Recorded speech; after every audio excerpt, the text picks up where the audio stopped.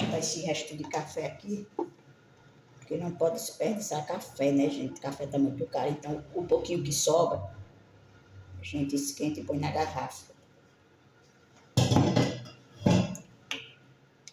O pessoal não tá mais nem oferecendo café às visitas, sabia? Por causa do preço do café. E acho que eu vou fazer o mesmo. Porque aqui tá R$ 31 o café. O brasileiro, né? Imagina o pilão.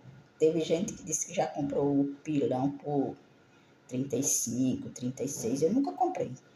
Eu gosto mais do brasileiro. Então, o brasileiro eu estou comprando de 28, às vezes eu acho de 26, por aí.